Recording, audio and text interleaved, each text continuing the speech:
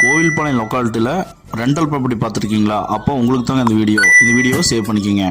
North west சைட்டில் north west main door வச்சு 2 cent land ஏரியாவில் 3 போர்ஷன் 1 BHK பிளான் பண்ணி இந்த வீட்டை கட்டி அமைச்சிருக்காங்க.